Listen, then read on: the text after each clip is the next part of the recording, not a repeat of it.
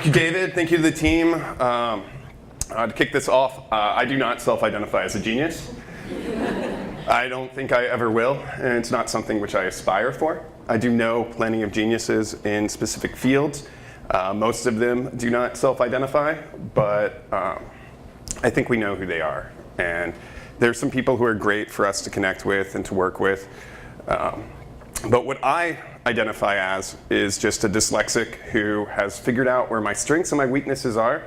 And my greatest strength is figuring out who I can connect together to do the greatest good and to help offset those weaknesses of my own.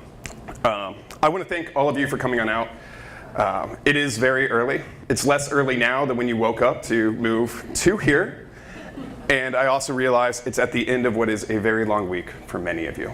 So thank you for taking the time. It's really an honor to have all of you here. What I also want to do is separate the concept of genius away from expertise. I feel as though I personally have 3 times in my life been an expert. The first one was back in the 90s. I knew what I believed to be everything about being a Boy Scout. It was clearly very serious for me. I was one of the youngest Boy Scouts in the country, and I obsessed over it. I not only obsessed over how to tie knots and how to get merit badges, but also all the inner politics of what it could be on a national level of moving up the ranks at 14 years old to do that, and I learned everything. I could look at all of you if you were wearing Boy Scout uniforms and tell you which ones had your patches wrong. And I don't mean wrong like, oh, you're not wearing this when you're supposed to. I mean like 1/8 of an inch off where it's supposed to be. So that was the first one. The second thing I became an expert in, and I don't have a photo for this, unfortunately, so you get to enjoy this one a little bit longer, were Christmas lights. I had a wonderful failed attempt at local politics when I was 17, 18 years old. And right afterwards, I decided to face my fears and hang Christmas lights. And in doing so, I became obsessed. And by the way, I'm really cool, in case you've missed that. Boy Scouts, Christmas lights, and it only gets better from here. So we had a team. We started off with a couple of trucks. And over 5 years, we grew it to about 20 trucks, and I pretended I was Robin Hood, and we would take all of our inner city friends in the short north and downtown and the east and the west and south side. We'd go up north of 161, we'd hang Christmas lights, we'd pay them more in 2 months than they can make the rest of the year. But I got to a point where I knew exactly how many lights you could have on a strand, and not just like a strand of lights breaking and how many different ones you could connect apparently based on the box, but I knew the electronics of how much it was. And it got to a point where I knew that I could buy enough bulk Christmas lights that I memorized the aluminum resale market where we could fill all of those into the back of a dump truck, wait until aluminum was high enough at the scrapyard that we could then sell the aluminum back as the Christmas lights for more than we paid for the lights the year before. And really cool, right? And then the third time that I considered myself an expert was about 5 years after that. I exited that company. I had a little bit of money for the first time in my life, and I became pretty obsessed with $2 bills. Really cool. It was to the point where I could see a $2 bill and look at it and tell you within a penny or a nickel how much that one was worth. The big secret is most of them are worth 200 pennies. But I could see one from 1917 and be like, hey, that one has a crease right there. That's a nickel off. That's $20 off, whatever it was. But those were just things that I obsessed with because they were important, whether it was a hobby like Boy Scouts were, or whether it was business like the Light Before Christmas was, or whether it was just I really think $2 bills are cool because cool. But looking back on that now, I'm no longer an expert in those things at all. The Boy Scouts have had major changes, significantly for the better, since that point in time. I don't know what patches are on shirts, and I'm really glad that they got their act together on a national level as far as leadership, but I don't know it. I just enjoy it.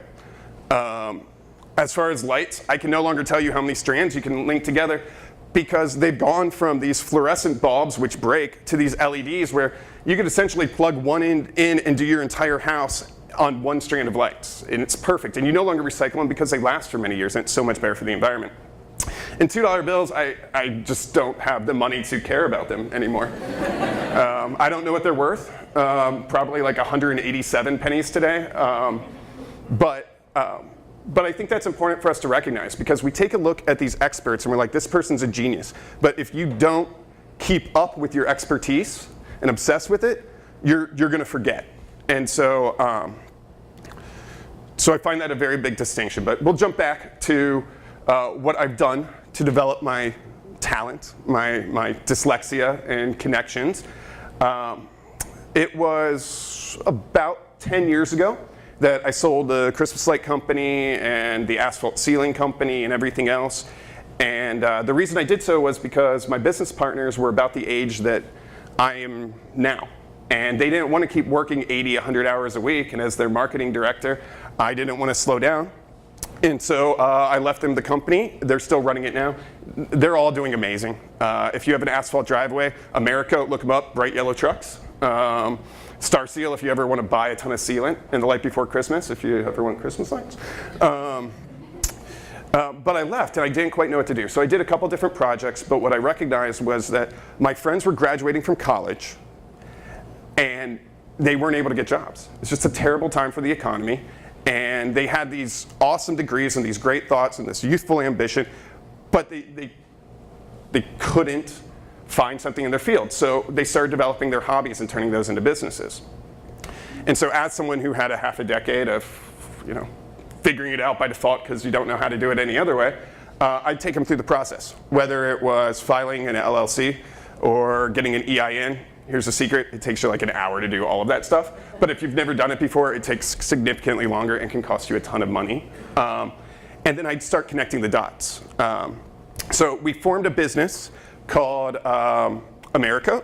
I'm sorry, that was the asphalt one. Called the SBB. Chris, if you want to jump to the next one.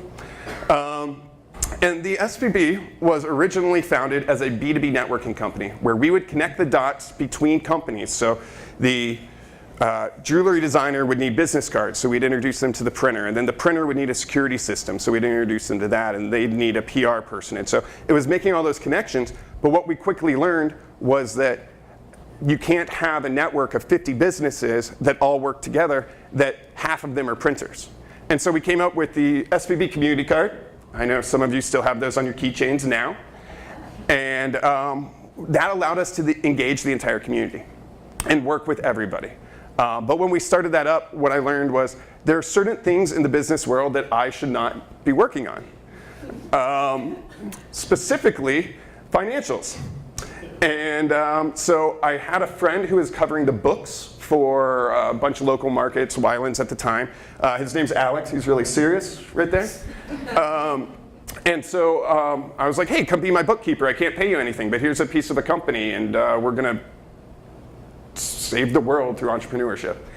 And so he came on, and then we started bringing on other people, and we grew and we grew, and we started networking. And that was really my first sense of the fact that together we'd be able to make something bigger. Also, that was Charles Erickson. He was a DJ, still is, Clamp Down, lots of awesome stuff. Damn Girl, check it out. And that's best friend Sam, our first intern ever, who's sitting here and had no idea that I was doing the slide. I didn't even know she'd be here today, and she's sitting right there. Yeah, we dressed in green, and we peddled these cards on street corners, begging people to support local business. But in doing so, we learned how to do things together. Around that same time, a little festival popped up. Chris, if you want to jump to the next one. It was called Independence Day. It's now a fairly significant force, but when it first started, there was a major problem, because 10 years ago, we didn't have the kind of energy downtown that we have now. At 5 o'clock on a Friday night, Gay Street shut down. And not just Gay Street, but the entire area. So the mayor's office and everyone came to us and they said, hey, we would really love for you to create some kind of event to, one, do something cool and get energy to downtown. And two, in order to train the next round of leadership to help create events in Columbus. Because we had the Arts Fest, we had Oktoberfest, we had some other ones, but we didn't have a lot of new festivals popping up. I think we a decade later, can be proud to say that we had a small hand in adding vibrancy to the downtown corridor. But what we deal with every day is that we very much succeeded in helping to create more events throughout the town, to the point where I think we've created a catalyst to help other events become more and better connected. But this goes back to the whole strength of working with those who complement your weaknesses. The Board of Independence Day is very unique because the members on it are all previous captains. No captain is allowed to serve 2 years. So the first captain was Adam Brulette, a brilliant artist. His stuff's everywhere now. Most of you probably know him much better than you know me. He has Blockfort and does a ton of great stuff and is of a very specific mind. He's a great art director, and he's an expert at bringing artists together to create amazing locations. And then he also brought in Andy Dodson, who's a very different rock and roll all-star who was running a recording studio at the time, and over that past decade has now become a civic planner. And I wish you could have known him back then. And I'm glad if you do know him now. But then we had a great lack of maturity on our team. Specifically, a lack of diversity, a lack of individuals who knew how to do things like manage volunteers. Back to, thank you, best friend Sam, who ran our volunteers for years. And so we realized that we needed to grow. We eventually became a 501c3. We added an actual attorney to our board. We added a financial officer. And we were able to say, we don't need to stop doing what we're doing that everybody loves, but we do need to start doing it better by bringing in other people and those who complement us to do so. The next example I have is really cool and very, very nerdy. So in the middle here is my friend Randy. And Randy is someone of great entrepreneurial spirit who is probably never going to self-identify as an entrepreneur. He's a doctor at Ohio Health, and he is just exceptionally giving and caring and loving, and he gives of himself to every degree he possibly can. When we were first starting the SPB and Independence Day, a lot of our entrepreneurs did not have health insurance. A lot of them still don't have health insurance. But he would go and be the doctor. If one of your employees got cut or there was an emergency or something, he would rush out, take a look, do whatever he was legally allowed to do to make sure that that person had the best advice and the best knowledge, and he would do it for free. Well, one of those businesses ended up being CD 1025, the Rockstar radio station out in the Brewery District. And he started taking care of them because, you know, they're rock stars, which means they're poor, like us. So an amazing thing started to happen where bands would come through town, and these great bands that you'd hear on the radio and be like, this is so cool, you're a rock star. They didn't have health insurance either. And they also lived in the back of a bus, so they went hotel to hotel. And he became the go-to to take care of them. So it started with little bands like the Ting Tings, and then it grew into slightly bigger bands like Mumford & Sons. And then the label reps started to realize that when bands come touring through town, they can go visit the Rock Dock. And so the label reps would start telling all of their people, like, oh yeah, when you get to Columbus, you could get your prescription refilled, or you can get this, or you can get that. And every couple of weeks, I now get a picture of him with Stevie Nicks, or a picture of him with like some band. And it's really good being friends with him because I don't have to pay for concert tickets anymore. But him and I had this joke for years, which was we were nerds in Paris. And we would be driving to a concert, and he would put on the music, and he would sing much louder than Kanye and Jay-Z put together. And so for this last Christmas, I got together some real musicians, everybody else on this stage, who were sharing a practice space together. And I said, hey, I have this crazy request for your present for me for the next year. Can you guys learn 5 Jay-Z songs? And then we as a collective gave him a Jay-Z tribute band called Nerds in Paris. This was supposed to be a joke, which we did in his backyard once. And then we played Scully's because, you know, we're that cool. And now we have like 4 gigs booked, and it's part of my life. But where I'm going with all of this is everybody else on this stage is, exceptionally talented. Like, it's an honor to know them, and it's an extreme honor to be able to stand on the stage with them. You don't recognize me up there because I'm wearing a Darth Vader mask. But yeah, we have a great running joke no one else says, but I do, that I'm the 6th best bass player in the band. And that's just my way of making fun of Randy for not being better than me. But what we do is we complement each other's strengths. They're amazing musicians. Randy's got all of the connections to be able to get us shows anywhere. And I'm the goofy Ringo Starr of the band that's like, I'm going to wear a silly hat, and we're going to make this fun. And so, yeah, come check us out. We've got shows like every other week for what seems like forever. Big Room next Friday, I think. Chris, also, give it up for Chris.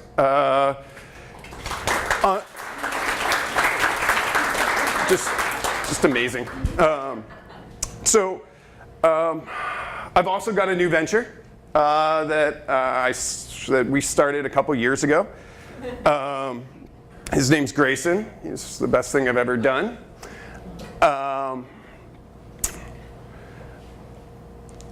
This part's the tricky part. So, it is not an easy time to raise a child right now. Regardless of where you stand on foreign policy or the economy or anything, it was much easier to raise a Obama baby than it is to raise a Trump toddler, just with the way the news is, the way that everything is coming at us right now. I mean, how do you explain to a 2-year-old what a Nazi is, and that something is deemed acceptable by anybody? And so my partner in this venture, her name's Ashley, she's back there in that white dress. She's a perfect mother. She's amazing. He and I are very lucky for her, and I'm a good father. But in a time of fake Nazis running people down the middle of the road, that's not quite enough.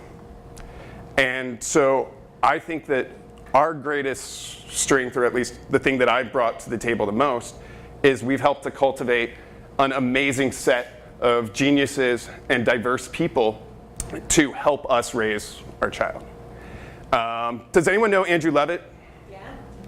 Does anyone know who Nina West is? Yeah. Cool. That's my son's auntie, Andrew. Randy, the rock doc, is an extremely important part of his life, to a point where he's got this little Playmobil character, which is an Indian doctor we found somewhere, that he now carries around as Uncle Randy. His real aunts and uncles are amazing. His adopted aunts and uncles are. And we try and surround him with as much positive energy as we possibly can. And I think that that's the best thing we can possibly do for him at this point. So back to everything else that we're doing, that we're working on. We are done with the slideshow. You can go back to that first one if you want. I'm really cool. So when it comes to the day-to-day, what I do now is we produce festivals, we do events, we do other neat things like that. But my favorite part of the day is sitting down after Grayson's gone to bed or after band practice, pulling out my notepad from all the meetings of the day and making connections between people. Figuring out who should work with who, how they should work together. And I send the most unprofessional, quick-witted, hey, you meet you, you'll be good together, be excellent to each other, wolf. I do dozens of those a day. And I think that's the way that I can contribute the most. I'm excited for the next chapter. Thank you again for all of your time, and thank you, Creative Mornings.